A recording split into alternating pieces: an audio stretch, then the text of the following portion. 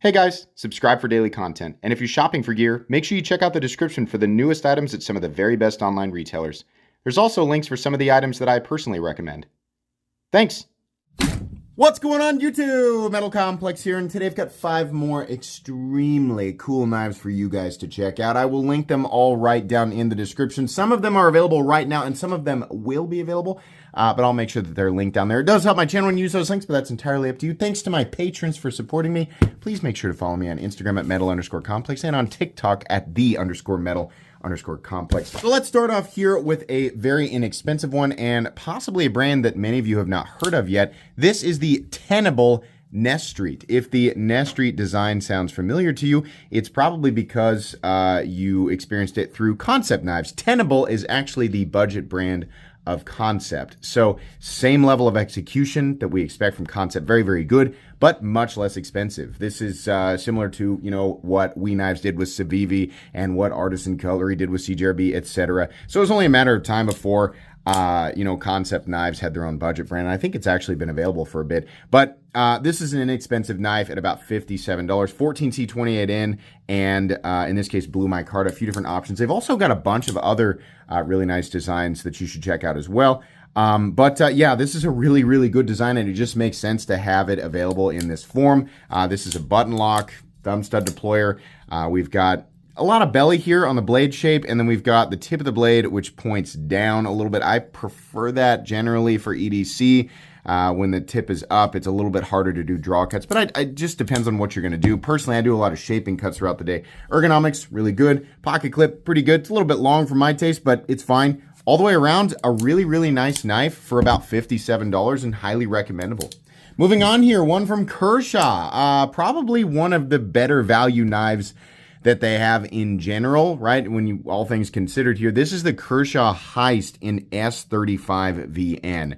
And then the handle scales are actually G10. Now the Heist is something you can pick up. I believe it's injection mold plastic in D2. You can get a much less expensive version of it, and that's fine. Those are fine materials for the money.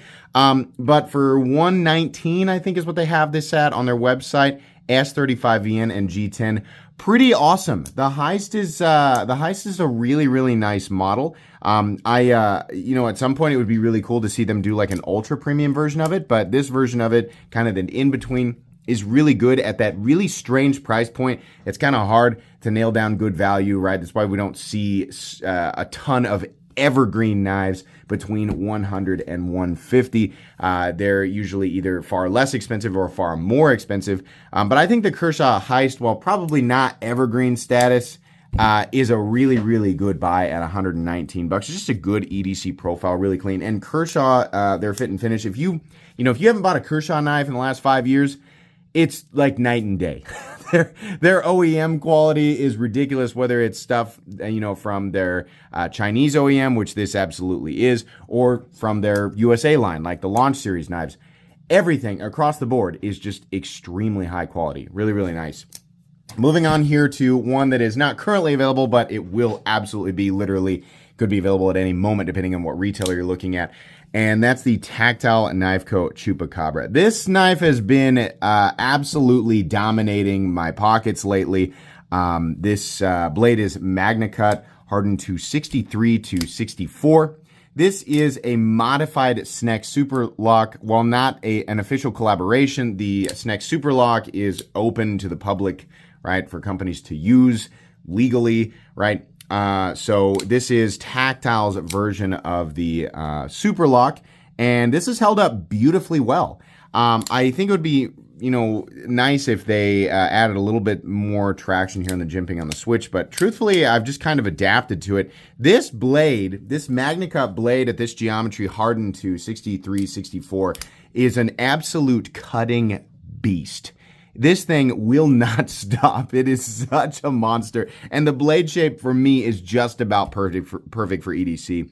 Truthfully, the handle scales are a bit on the heavy side because we have aluminum on top of steel. I would imagine in a newer version they might alter this. Now, I've gotten used to this, but I did notice that right off the bat that the knife felt a little bit butt heavy. But the overall weight on this guy is not anything completely insane. It's just the balance that's going to throw some people off.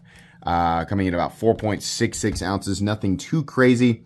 But truthfully, the ergonomics, the just the overall feel, everything is just wonderful. I've really been enjoying this knife, and considering it is made like 99% in-house in the USA, coming in at $250. That's kind of a miracle price. I know there's a lot of new people who've never heard of a pocket knife costing more than $100.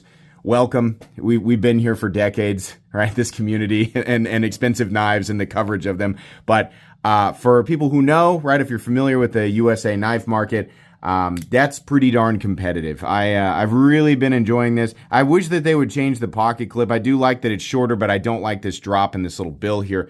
But overall, this has been wonderful. And this little addition of the click on deployment, I talked with one of the people from Tactile, and that was one of the things that they altered on the Super Lock was the that little click there on deployment, and it's really, really satisfying. This has really been an enjoyable experience for me, and at some point I'll do a full review on it, but not quite yet. Moving on here, here's one that is definitely not available yet, but people need to be aware of it. I've been sitting on this for months and months and months, and it is just about to go into production, so it's time to start talking about this thing again. The EMP EDC Pulse R prototype. Now, this one in particular is in frag, ultim, and aluminum.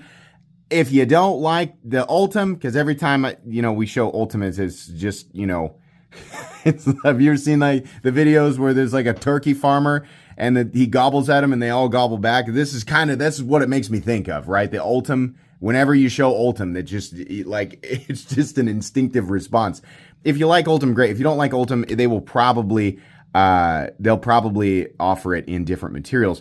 The cool thing about this is that it's a monstrously wide OTF. And as gimmicky as this seems, this allows for I just realized I still have touch-up paint on my thumb. Sorry about that. It allows for the blade to be much taller. And in this case, we have a deep hollow grind with a ridiculously thin edge. The prototype is in MagnaCut. I would venture to guess the final version will be in MagnaCut. And taking a look at their website, you can get other Pulse models in MagnaCut, and the HRC is very, very high. As far as when this is going to release, I don't know. You'll need to follow EMP EDC on Instagram and definitely be checking out their website in order to find out exactly when it's going to drop. I don't know exactly how much it's going to be, but I can confirm that the power on this thing is absolutely insane. You can see the spring in there. This is a powerful OTF, and it should be. I mean, it's a full-size OTF and very tall. You'd think that it might be a little bit uncomfortable because of that, but no, actually it's super comfortable, and your overall cutting experience and cutting performance is just going to be better than what we generally have available because of how tall this blade is and how it's able to taper down to such a thin edge. That's something that's always kind of held OTFs back. As convenient as they are, the edge geometry, the cutting geometry is just never anything ultra special. It can be anywhere from terrible to kind of okay, right, across multiple brands. But this thing is a slicing machine. And I'm a huge fan of the blade chip. I'm a huge fan of the look. The power on it is awesome. Blade play is definitely minimal. It's no different than any other Microtech that I've ever handled. But I've never had a failure on this prototype. It's wonderful. If he releases them in exactly this state, it'll make everybody happy. I'm hoping for a price point in the mid 200s. That's kind of what I expect. If he can get it there, great. But I honestly don't know. I'm just giving you guys my thoughts there. Moving on to the final one, likely the one that I put in the thumbnail and definitely probably going to be the star of this show. This is the Remet RT Swordfish Gravity Knife. Now, this one in particular is set up for left hand at the moment, but one of the coolest features of this is that the blade can actually be taken out and flipped over to accommodate for right-handed or left-handed people, right? This is just one of the three that they sent me, and it was set up for left-handed carry, and I wanted to kind of use it as an example. But yeah, the other thing is these inlays can all be pulled out and swapped out. So you have like the jungle carbon fiber, you've got the melted American flag or the nebula carbon fiber, you've got regular carbon fiber, right? You can pop these out and just, whatever you want to do. They make them in DLC. They've got them in the plain titanium. They have clip point blades. They have Tanto blades. And these are M390, to my knowledge, hardened from 60 to 62, which is excellent. And they really work super well. If you guys watched the video of the unboxing, I actually did, hang on to the wings here, which you're definitely supposed to do. But the blade is locked out. As long as those wings go underneath those tabs on the front and back of the blade is locked out. But I actually wore gloves and jammed this thing into a fence 3 times, hard enough where I had to actually wrench it back out. So while I don't think that this was designed for like extreme combat or tactical stuff, it is nice to know that the lock is at least substantial enough to lock the blade out under normal circumstances during normal use. This is super duper convenient. The only problem is that because of this incredibly stupid people who make laws in certain areas, these are super illegal in some places. Here in Kansas and other states like mine, it's totally fine. You can carry and use them, and no big deal, right? And I can't remember the last time I heard of somebody committing a crime with a gravity knife, because it's so far out of the way, right? It's just not something that occurs. So if you live in an area where gravity knives are a huge problem, right, then don't buy this. But if you live in an area like me where you can own it or own and carry it, then yeah, this is really, really cool. It's really fun. You push up on the switch and those wings sort of push out, and then they're spring-loaded to suck back into the handle, right? In some cases, if you don't let the blade deploy all the way like this, it can get kind of caught. It's usually like right at the end, and you got to kind of pull it out. But at no point does the cutting edge ever drag on the frame. You can see here, if I let this frame go and it comes back, you can see there the cutting edge, while it's close, it's not actually dragging on the frame. They thought about that, and they gave a little bit of a cut out there so that even if it does get caught, you're not dragging that cutting edge on the frame. And I can confirm that that cutting edge is absolutely perfect. So this works really well, and I am a huge fan of it. The texture is really cool. You have a couple of different options for texturing, golf ball texturing, or this, I think they called it like Cubert texturing, or somebody in my comments did, but huge fan of this. Remet needs to get a double edge on this thing. Considering the wings here are dragging, worst case scenario, if you like deploy it halfway, they're dragging on these tabs down here and not the cutting edge. They can simply do that the same way on both sides. And you have your double-edged gravity OTF, which is even more illegal in certain places, but that would be really, really cool, and that's what they need, is the option for that. But as it sits, this is one of the cool. I mean, we have the Riot EXO, which is really, really cool. But the way that this operates, I'm going to be honest, I think it's actually a little bit better, and I love the fact that it's full titanium. Not that the EXO isn't, right? But I just think that the way that this operates is just very, very satisfying. Pushing that button and having it slide out. If you are holding it, if you're gripping it like this, there is absolutely no blade play. Holding it back here, it's like microscopic, right? You can basically just feel those wings shifting slightly. But outside of that, no, it's completely solid. This is one of the more exciting things that I've seen this year, 2024. And if you are able to pick one of these up, it's not gonna, it's not gonna be a more efficient cutting tool than anything else that you can get, even at the $50 price point.